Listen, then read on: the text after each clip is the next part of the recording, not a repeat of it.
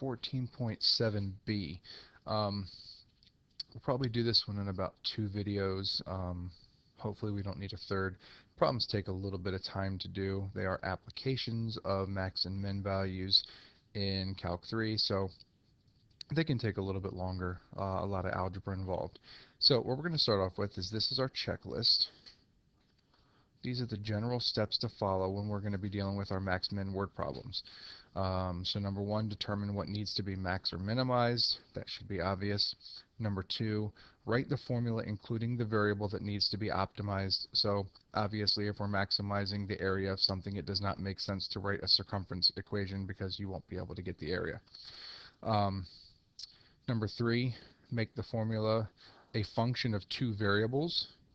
So we basically are going to take something in 3 variables and we want to get it down to 2, just like we did in 2 dimensions where we had something that was in 2 variables and we wanted to reduce it to 1 variable to max or minimize it, same exact principle. Number 4, find the first partial derivatives and set them equal to 0, solve them, and more than likely you'll have to plug one into the other to get that one completely solved. And then number 5, make sure you've actually answered the question. So at the end of all the math that we do, let's make sure that we actually answer whatever it is the question is asking for.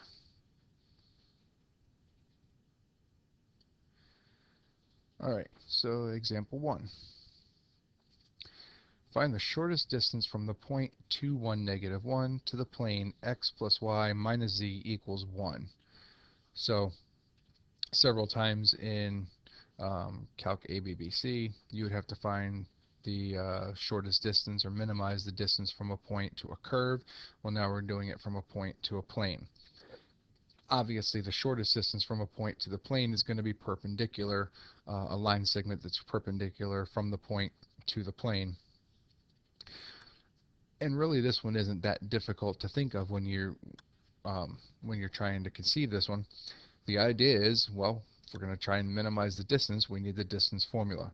And just like in 2 dimensions, the distance formula is basically going to be x minus y squared plus, sorry, not x minus y, x minus x naught squared plus y minus y naught squared plus, in this case now, z minus z naught squared, and then we'll take the square root of the whole thing. So the distance, which is the first thing we're going to need,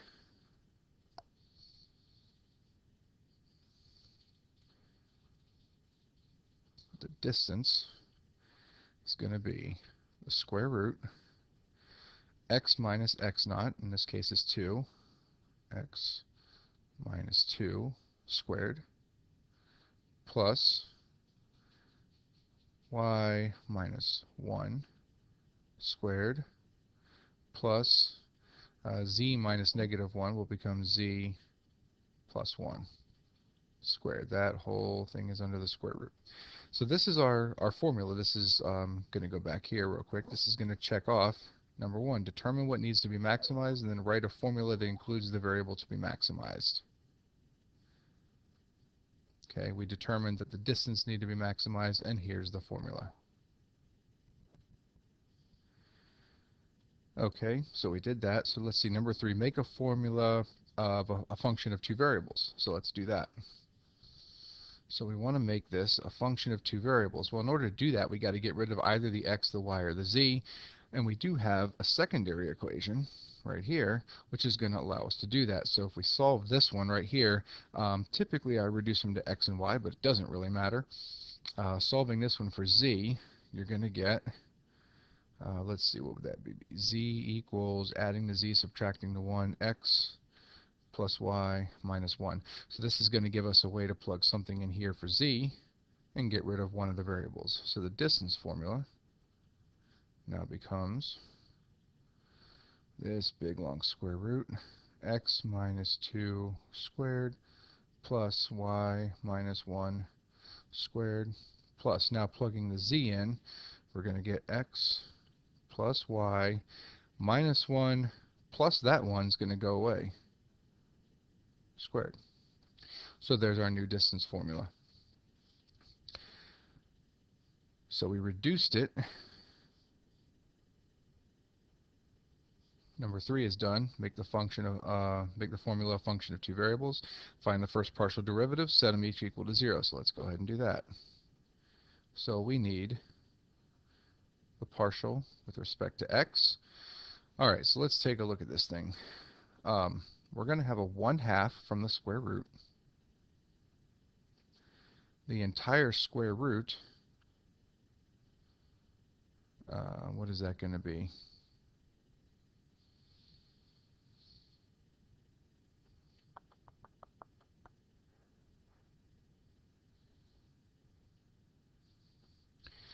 Well, if you think about it, and this is probably the most convenient way to do this one, the entire square root is now going to be raised to the 1/2 power. So it's really this whole d right here to the negative 1/2 power. So we're going to write this whole thing. Oops, come on, there we go. To the negative 1/2 power, because it's everything inside there now to the negative 1/2, and then multiply that by using the chain rule by the derivative of what's inside with respect to x. So that this part's going to have a small chain, so bring the 2 out front, times x minus 2, and then the same thing is going to happen over here, so I'm going to have to put a bracket around that. This one's going to go away because it's got no x's in it, so the derivative of that, remember treating y like a constant, is 0. So it'll be plus the derivative, bring the 2 out front here, x plus y. The derivative of the inside of this is just 1 with respect to x. So there we go there. But this, we can simplify a little bit more because this d to the negative 1/2 just means it's going to be a d on the bottom, because now it's to the positive 1/2. So let's see. This is going to be, let's see, 1/2. These 2's right here can be factored out and cancel this one out. So that is going to go away with those 2's if you factor that 2 out and multiply it here. So really what I end up with on top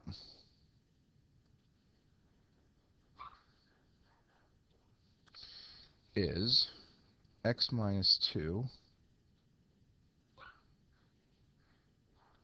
plus x plus y, that's a y, over d. And we got to set that equal to 0. And okay, I want to correct something real quick here because I kept thinking about this and this isn't right. This is not d to the 1/2. Let's get rid of that. No, I'm sorry, negative 1/2. This is actually just d to the negative 1 because d itself is already to the 1/2 power. Some of you probably already caught that. So this should just be d to the negative 1. And then when it drops down, it becomes d. This part over here is right. All right, so here we have this. So we've got x minus 2 plus x plus y over d. In order for this thing to equal 0, of course, the numerator must equal 0, so we really only have to deal with that part. So we're going to have, what's that going to be, 2x plus y minus 2 equals 0. And we can go ahead and easily solve this for y. So 2 minus 2x. And then we'll be able to use this once we take the partial of y, plug that in, and be able to solve this thing. So let's go ahead and take the partial of y. It's going to be pretty much the same idea going from this one right here. So once again, we're going to have a 1/2. We're going to have that whole d to the negative 1 power.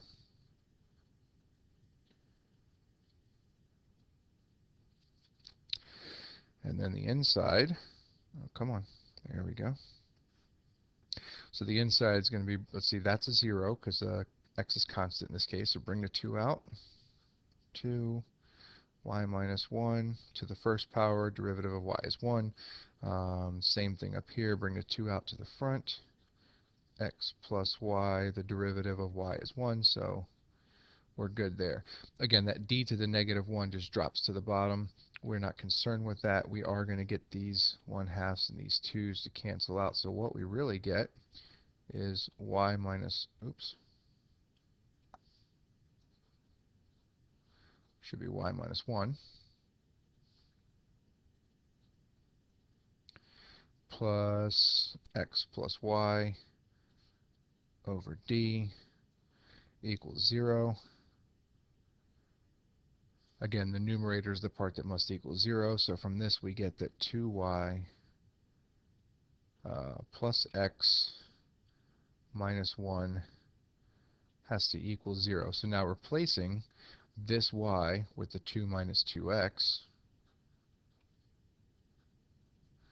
ultimately we're just trying to get this thing down to one variable from 3 so that we can solve it, and then we'll backtrack and find the other variables. 2 times 2 minus 2x plus x minus 1 equals 0. Alright, let's go ahead and distribute here. 4 minus 4x plus x minus 1 equals 0. And as you can see, we now have this down to one variable. We can solve this. So we're going to get, what's that, negative 3x plus 3 equals 0. Subtracting 3 and dividing by negative 3, we get that x has to be 1 in this case. Alright, and then we can take this, x equals 1, and we're going to go right back up to here to find y. So we know that if x is 1, plugging that in, we get that y, oops, went too far, equals 2 minus 2 times 1, which is 2. So in this case, y is actually 0. And then we can take that y equals 0 and x equals 1 and go all the way back up to the top to find z from right here. And let's see, z equals x plus y minus 1.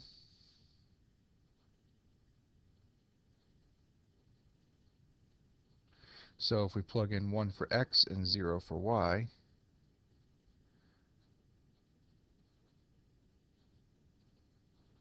we get that z also has to equal 0. That is a 0. There we go.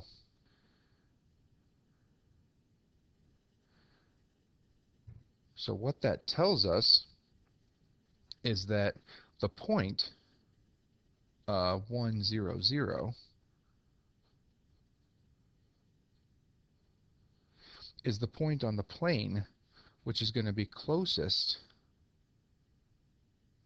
to this point 2, 1, negative 1. However, we haven't really, if we go all the way back, answered the question. Make sure you actually answer the question. We did find the place that's going to give us that minimum distance, and that's going to be that point 1, 0, 0. To actually answer the question, we want the distance between those 2 points. So distance between 2 points,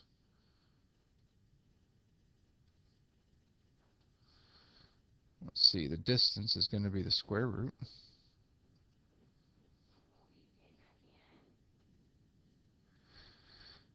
Alright, so let's see if we can finish this off. I apologize if it seems a little bit choppy. I have to keep pausing the video. Um, okay, so again, distance. We have to actually find the distance, which is from the point which was 2, 1, negative 1 to 1, 0, 0. Well, 2 minus 1 squared plus 1 minus 1, I'm sorry, 1 minus 0 squared plus, and then it was, I believe, negative 1. Oops.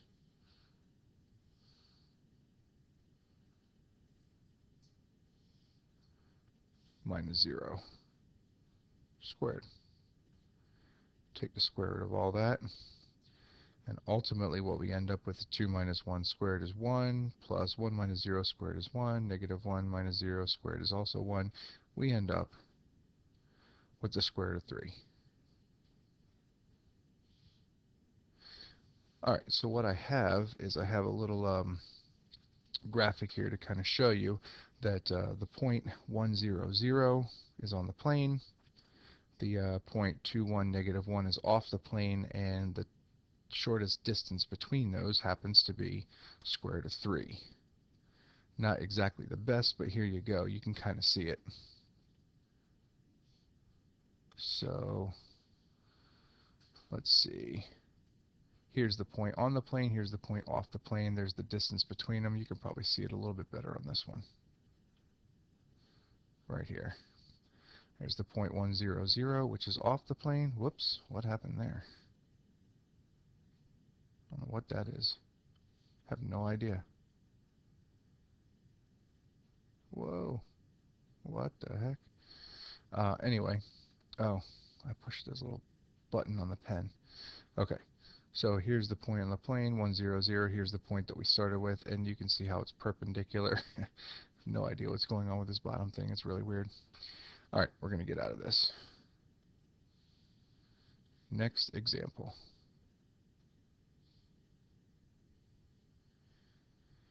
All right, so example 2 is very similar to example 1. So you find the points on the surface z squared equals xy plus 1 that are closest to the origin.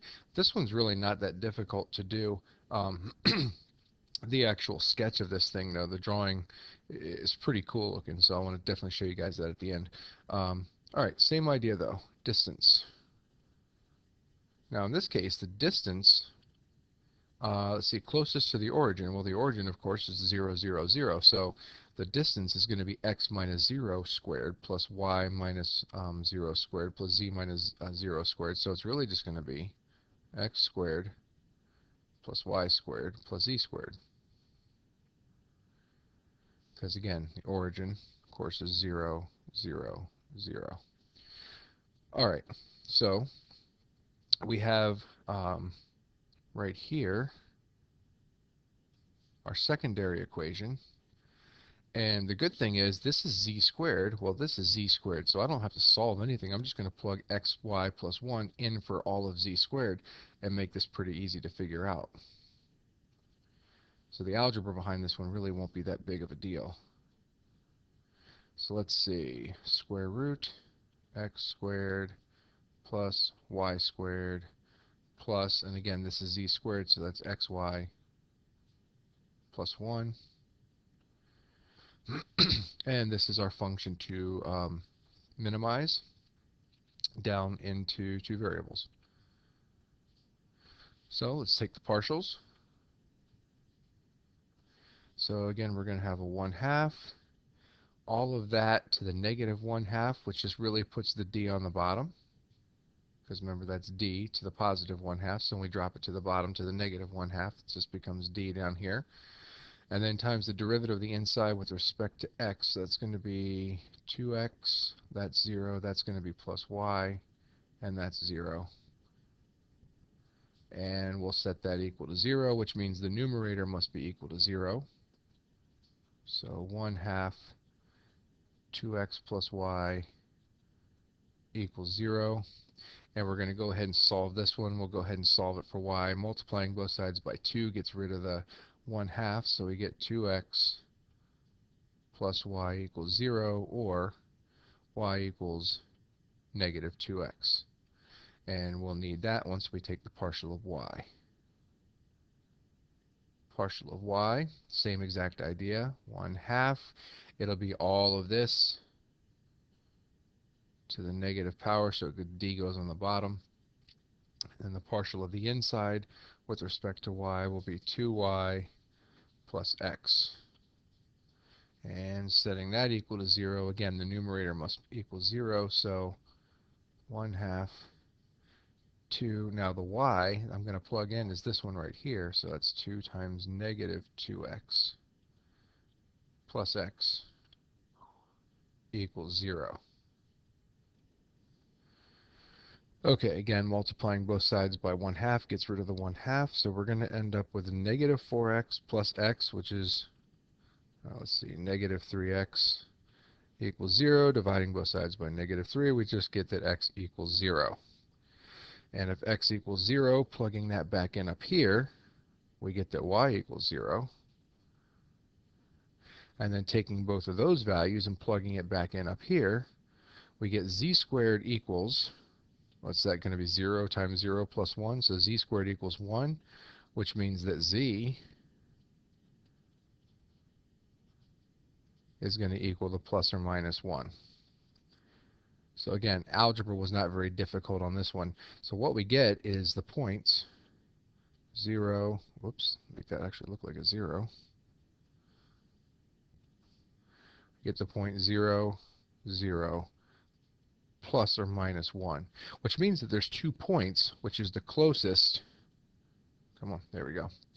The 2 points that are the closest to the origin on this surface right here are the points 0, 0, 1 and 0, 0, negative 1. So again, the algebra here wasn't very difficult. I really do want to show you what this one looks like, though. This is kind of a cool one. Let's see if this works. That was the previous one. So here we go. This is the surface. That's really kind of wild. Now what you can see here, hopefully this is kind of it's tilted just a little bit. It's still kind of focusing in on the XZ axis here, but it's tilted a little bit, just a little bit. Looks like more to the right. The X axis is kind of coming straight at us for the most part.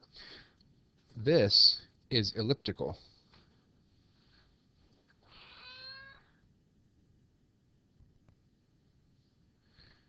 And let's see, your points, 0, 0, so 0 in the x, 0 in the y, 1 in the z, would be right about here. Oh, that was kind of cool. I didn't do it. Huh. Whoa. Okay, all kinds of craziness going on here. And then your point 0, 0, negative 1 would be right here. Oh, that's really wild. I don't know why it's doing any of that, but it's pretty cool. Anyway, showed it with at least one of the points. Here we go. More of a straight-on version, for the most part anyway. So here you can see this is the surface, this whole thing right here, and there's the point 0, 0, 1. The point 0, 0, negative 1 would actually be right there. And you should be able to tell that that's the closest from the origin to this point, you know, from here to here. You go out here, you go out here, you go all the way out here. Those are way further away. This one's definitely the closest. Anyway, kind of cool looking shape there that this thing makes. Alright, we're going to go ahead and stop the video here for this one. Hopefully we'll come back and just do one more. Got a few more examples, but hopefully they'll go through relatively quickly.